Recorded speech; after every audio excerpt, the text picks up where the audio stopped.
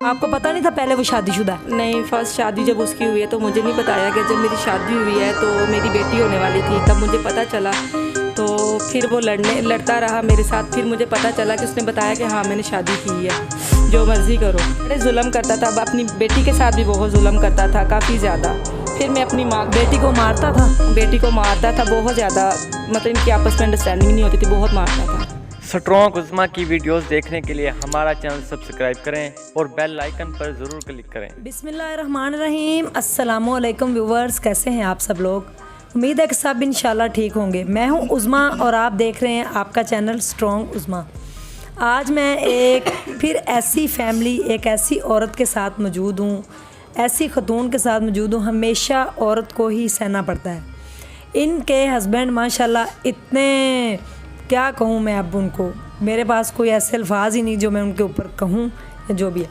वो शादी करते हैं, फिर औरत को छोड़ देते हैं, फिर दूसरी शादी करते हैं, फिर उसको छोड़ देते हैं, तीसरी करते हैं, फिर उसको छोड़ देते हैं। इसी तरह करके उन्होंने 5 शादियाँ कर रखी हैं और किसी भी बेगम को वो पूछते नहीं हैं। आउट ऑफ कंट्री जाते हैं, बिल्कुल जाहिल से हैं, ना कोई अमीर है ना कुछ, लेकिन पता नहीं उनके पास क्या है कि औरतें उनसे शादी कर लेती हैं। औरतें उनके जुंगल में कैसे फंस जाती हैं, कुछ समझ नहीं आज तक आई। ये जो खतून मेरे साथ बैठी हुई हैं, इनके साथ उनकी दूसरी शादी हुई थी। इनके 2 बच्चे हैं, एक बेटी है और एक बेटा है। तो इनकी शादी को 12 साल हो गए हैं। तो जब पहली बेटी इनको पैदा होने वाली हुई थी, जब भी उन्होंने इनको छोड़ दिया था, तो पहली बेगम के पास चले गए थे। इनको जब पता चला था कि इनकी पहले शादी हुई हुई है, उसके बाद जब इनकी बेटी 7 साल की हुई तो वो शख्स वापस आया। उसने आके इनसे माफ़ियाँ मांगी और इनसे कहा कि आप मुझे माफ़ कर दें, मैं आपके साथ रहना चाहता हूँ। तो ये उनके साथ फिर दोबारा रहना शुरू हो गई, ताकि मैं कहीं और शादी करूँगी तो मेरे पास बेटी है, क्या होगा। दोबारा बेटी इनके घर पैदा होने वाली हुई तो वो शख्स इनको डिवोर्स देकर चला गया। बेटा शायद दोबारा बेटा पैदा होने वाला हुआ तो वो शख्स इनको डिवोर्स देके चला गया है। और अब ये लोगों के घरों में काम करती हैं। ये बिल्कुल भी पढ़ी लिखी नहीं है, रेंट के घर में रहती हैं। पहले अपने वालिदैन के साथ रहती थी, आपको पता, फिर भाई भाभी बड़े मसले होते हैं फैमिली में। तो अब ये रेंट के घर में रहती हैं और ये लोगों के घरों में काम करके अपने दोनों बच्चों का पेट पाल रही हैं। तो मैं इनसे पूछती हूँ कि इनके जो हस्बैंड हैं माशाल्लाह वो बड़े ही रंगीले हैं, तो ये उनके साथ कैसे इनकी शादी हुई, घर वालों ने की या क्या माजरा हुआ, और आजकल वो कहाँ हैं और बाकी उनकी बेगमात कहाँ हैं। जी अस्सलाम वालेकुम। वालेकुम अस्सलाम। जी आपकी शादी कितने साल हो गए आपकी शादी को, और कैसे इनके साथ शादी हुई? मेरी शादी को 12 साल हो गए हैं और मेरी शादी मेरी भाभी की फूफो ने करवाई थी। अच्छा, तो आपको पता नहीं था पहले वो शादीशुदा है? नहीं, फर्स्ट शादी जब उसकी हुई है तो मुझे नहीं बताया कि जब मेरी शादी हुई है तो मेरी बेटी होने वाली थी, तब मुझे पता चला। तो फिर वो लड़ता रहा मेरे साथ। फिर मुझे पता चला कि उसने बताया कि हाँ मैंने शादी की है, जो मर्ज़ी करो। लेकिन जब मुझे पता चला इसने मुझे अम्मी के घर भेज दिया, तो उसके बाद इसने मुझे पीछे डिवोर्स भेज दी थी। तो फिर आप उसके बाद फिर क्या हुआ कि फिर आपने दोबारा इनके साथ रहना शुरू हो गई? इसलिए रहना शुरू हो गई कि मेरी बेटी है, खैर से माशाल्लाह। 7 साल के बाद इसने मुझसे माफ़ियाँ मांगी, सुलहनामा इसने किया कि मेरे से सुलह कर लो, मुझसे गलती हो गई है। तो मैंने कहा ठीक है, मेरी बेटी का बाप है, मैं कहीं और शादी करूँगी तो सदा तो मैंने जवान नहीं रहना, मेरी बेटी जवान होगी तो मुझे यही डर लगा रहेगा कि पता नहीं क्या मसला है। इसलिए फिर मैंने उसके साथ सुलह कर, फिर तो सुलह की। तो फिर इसने मुझे माशाल्लाह चौथा माह लगा, फिर इसने मुझे ना छोड़ दिया। बड़े जुल्म करता था, अपनी बेटी के साथ भी बहुत जुल्म करता था, काफ़ी ज़्यादा।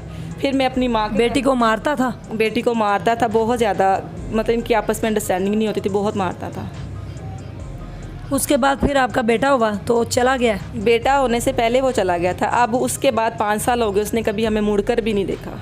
तो बाकी उसकी जो बीवियाँ 4 हैं वो कहाँ होती हैं? वो अब फ़िलहाल तो उसके पास एक ही है, सबको छोड़ देता है, शादी करता है, पिछली को छोड़ देता है, शादी करता है, फिर छोड़ देता है, इस तरह वो शादियाँ करता रहता है। क्या नाम है उसका? काशिफ सुहेल। कहाँ रहते हैं वो? जड़ावाला में रहता है। तो अब आप अपना गुजर बसर कैसे करती हैं? और अकेला तो रहना बाजी बड़ा मुश्किल है, और आप ये रेंट के घर में रहती हैं, रेंट कहाँ से देती हैं, और अकेले बच्चों के साथ आप कैसे ज़िंदगी गुजार रही हैं? आपके घर वाले आपको सपोर्ट नहीं करते? मुझे कोई भी सपोर्ट नहीं करता। मैं खुद मेहनतें करती हूँ, लोगों के घरों की सफाइयाँ करती हूँ, शादी ब्याहों के काम करती हूँ, इसी तरह बस। शादी ब्याह में जो बर्तन धोते हैं वो काम करती हैं आप? घर संभालती हूँ, खाना काम करना, कपड़े धोना, प्रेस करना, पूरा घर जो संभालती हूँ। अच्छा, तो आपको सिलाई नहीं आती? आती है, बहुत कम आती है।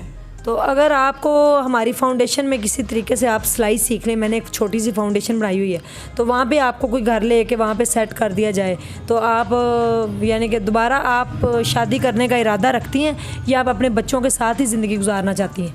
मैं शादी नहीं करना चाहती, इसलिए कि अगर अपना बाप नहीं बना तो कोई दुनिया में बाप नहीं बनता, तो मैं अपने बच्चों के साथ ही रहना चाहूँगी। तो अगर आपको हम ऑफ़र करें कि आप हमारी फाउंडेशन में आके सिलाई सीखें और उसके बाद आपको कोई अच्छी सी मशीन जो होती है वो जॉकी मशीन वो लेके दें, तो आप लोगों के घरों में काम ना करें बल्कि घर में बैठकर आप फैशन डिज़ाइनिंग के कपड़े इस तरह सिलाई करें, हमारी फाउंडेशन के लिए काम करें, तो क्या आप तैयार हैं? वहीं पे आपको घर भी रेंट में मिल जाए, उसका रेंट भी हम पे करें, सारा कुछ इस तरह। जी मैं बिल्कुल तैयार हूँ।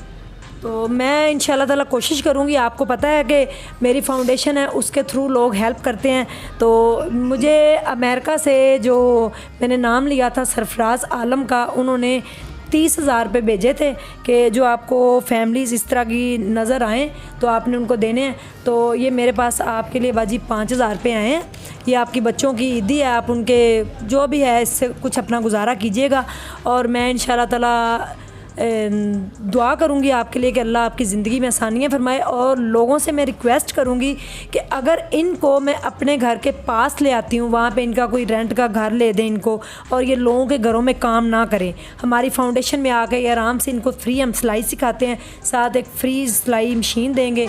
इनका मंथली जो राशन होगा, जो इनके घर का ख़र्चा होगा वो हम इनको देंगे, तो ये वहाँ पे घर पे बैठ के काम करें। मेरे ख्याल में बच्ची अब इनकी जवान हो चुकी है, छोटी 10-11 साल की तो है ना, 10-11 साल की बच्ची को साथ लेके जाना, फिर लोग आपको पता माहौल किस तरह का होता है, और बच्चे को घर छोड़ के जाना ये अच्छी बात नहीं है। तो अगर आप लोग मेरा साथ दें तो हम एक छोटा सा जैसे ओल्ड एज होम बनाने लगे, वहाँ पे इनको घर में रख लें तो और भी औरतें इनके साथ रह लें, तो आराम से अपना इनका राशन और इनका सब कुछ हम कर सकते हैं। थैंक यू आलम भाई, आपने हेल्प की। और जो लोग भी मेरे थ्रू फाउंडेशन के थ्रू सपोर्ट कर रहे हैं लोगों को, इंशाल्लाह उनकी कुछ कहते हैं नाम ले लें, कुछ कहते हैं नाम ना लें, तो कुछ की मैं वैसे ही जाके ना लोगों को हेल्प कराती हूँ, बताती भी नहीं हूँ किसी को, वीडियो भी नहीं बनाती। तो ये कैमरे के सामने बेचारी नहीं आ रही थी, मैंने कहा आप नकाब कर लें तो आ जाएँ। इनके 2 बच्चे हैं, ये अब अकेली रहती हैं, रेंट के घर में रहती हैं। और अगर आप इनकी हेल्प करना चाहते हैं तो मेरा फाउंडेशन के यानी कि मेरा जो व्हाट्सएप का नंबर है वो अब चल रहा है, तो फाउंडेशन के थ्रू आप इनकी हेल्प कर सकते हैं। अपना ढेर सारा ख्याल रखिएगा, दुआओं में याद रखिएगा। और कोई एंड पे बाजी आप पैगाम देना चाहें अपने हस्बैंड को? मेरा पैगाम यही है कि उस इंसान को कड़ी से कड़ी सज़ा ऐसे बंदों को मिलनी चाहिए जो इस तरह बीवियों को करके फिर छोड़ जाते हैं बच्चे पैदा करके। ऐसे है जिनको अपनी इज़्ज़त, अगर इज़्ज़त पैदा की हो तो उसका एहसास नहीं है, तो ऐसे बंदे को कड़ी से कड़ी सज़ा मिलनी चाहिए। Thank you so much. अपना ढेर सारा ख्याल रखिएगा, दुआओं में याद रखिएगा। नेक्स्ट इंशाल्लाह किसी और स्टोरी के साथ अगर आपके पास है तो ज़रूर आऊँगी। अल्लाह हाफिज़।